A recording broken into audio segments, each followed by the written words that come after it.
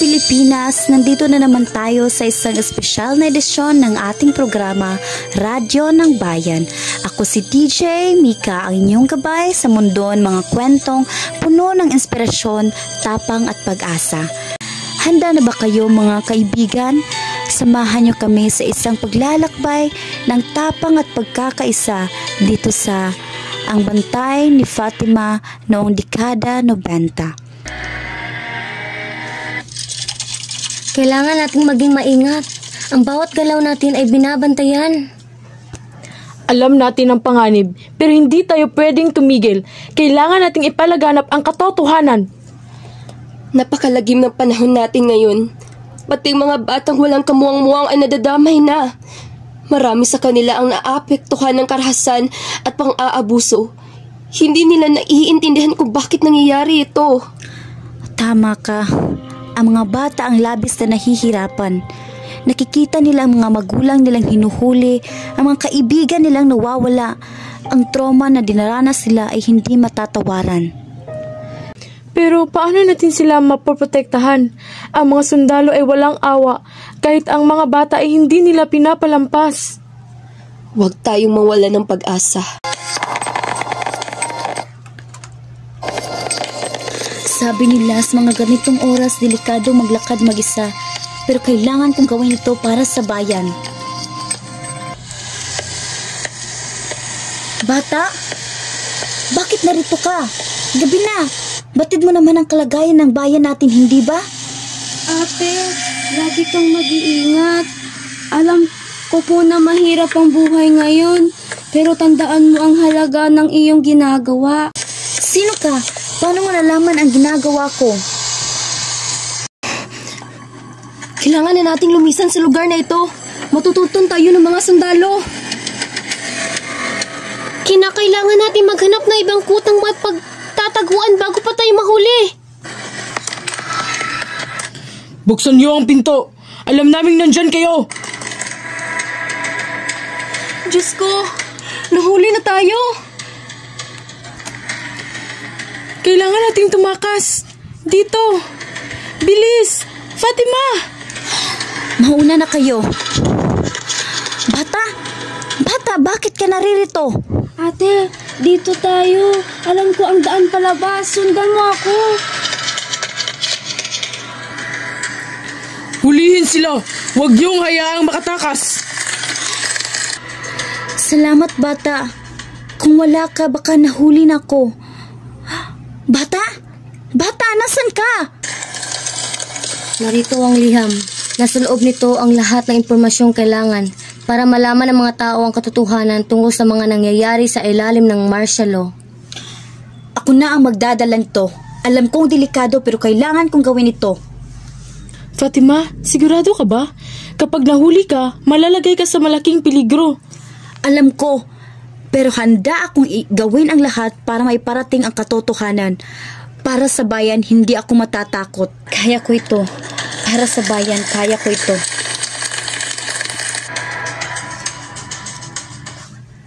Huminto ka! Ikaw na naglalakad dyan! Diyos ko, sana makaligtas ako. Huminto ka!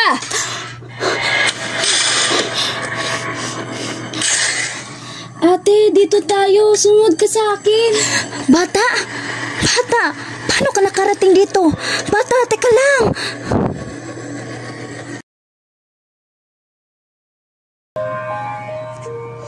Bata, salamat. Natulungan mo ulit ako. Bakit ka umiiyak? May masakit ba sa'yo? Huwag kang mag-alala, wala na sila. Wala naman pong masakit. Huwag ka nang umiyak. Ano bang pangalan mo? Abi po. Abi? Bakit ka ba nandito? Gabi na. Bakit tumalabas ka pa rin sa lubhang delikado na sa panahon ngayon? Sigurado ako nag-alala na ang mga magulang mo sa'yo. Pero hinahanap ko po ang mama ko. Nawawala po ang mama ko. Sige, huwag kang mag-alala. Tutulungan kitang mahanap ang mama mo. Napakalamig mo, Abi. Halika dito. Abi? Abi! Abi, nasan ka? Abi, nasan ka ba? Saan naman nagpunta ang batang iyon? Kailangan ko na makarating kay Andres. Siya lang ang makakapagpalaganap ng impormasyong ito. Salamat, Fatima. Alam kong delikado ang ginawa mo, pero malaki ang magiging epekto nito. Kailangang malaman ng bayan ng katotohanan. Para sa bayan, handa akong isugal ang lahat. Sana'y magtagumpay tayo. Saan ka ba nagpalipas ng gabi? Sa ilalim ng tulay. Mabuti at nakaligtas ka. Balita ko ay mahigpit ang pagbabantay ng mga sundalo roon. May tumulong sa akin. Isang bata. Fatima, tila may bumabagabag sa iyong isipan. May nakita akong bata kagabi. Tinulungan niya ako makatakas sa mga sundalo. Bata? Ngunit napakadelikado na upang lumabas ang mga bata ngayon. Yan ang pinagtataka ko. Hinahanap daw niya ang kanyang ina. Nasaan na ang batang ito? Bigla na lang siyang nawala na parang bula. At hindi lang isang beses ko siya nakita. Mga kasama, siya si Maria. Nakatakas siya sa mga kaaway. Isa rin siya sa mga manunulat at aktivista gaya natin. Ngunit sa kasamaang palad ay nawalan siya ng bait dahil sa pagkawala ng kanyang anak. Dito muna siya sa atin. Nakikita niyo ba ang anak ko? Nakikita niyo ba si Abi? Abi? Abi ang pangalan ng iyong anak? Oo, siya nga. Nasaan na siya? Fatima, wag mo nang dagdagan ang iniisip niya.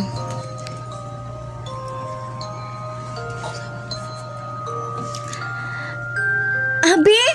Abi! Saan ka ba nanggaling? Palagi kitang hinahanap, mabuti at walang nangyaring masama sa iyo. Ate, napakadilim po ng mundo. Nakakatakot at napakalamig. Ngunit nang makita kita, nagkaroon ulit ako ng pag-asa. Anong ibig mong sabihin, Abi?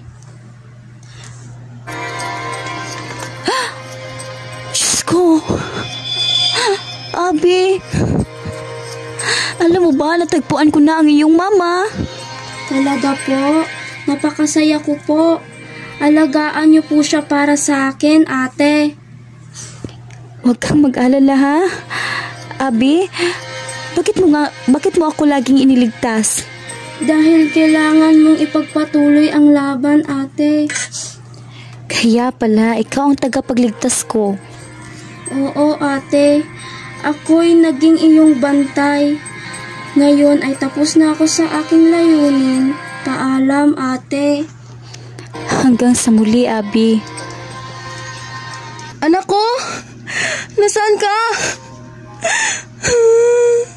Miss na miss ka na ni Mama.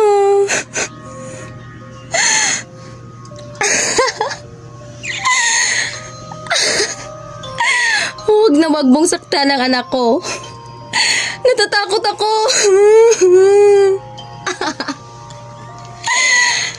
Pinatay nila ang asawa ko. Kinuha nila ang anak ko. Papatayin ko rin sila.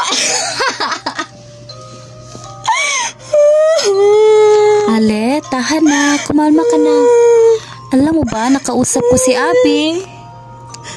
Talaga? Ang anak ko. Di mo na kailangan mag-alala, ha? Nasa mabuting kalagayan ang napakabait mong anak. Alam mo ba, niligtas niya ako. Kaya tumahan ka na, ha? Mahal na mahal ka niya at ipinapangako kong aalagaan kita dahil yun ang pangako ko sa kanya. Ang anak ko. Mahal ko rin siya. Sana laman isang apoy ang nanigas sa puso ni Fatima. Nagdesisyon siyang ipagpatuloy ang laban sa kabila ng panganib hanggang sa dumating ang People Power Revolution. Ang kanyang matinding determinasyon ay nagbunga Naging bahagi si Fatima ng tagumpay ng bayan sa pagkamit ng kalayaan. At siya nagtatapos ang ating kwento.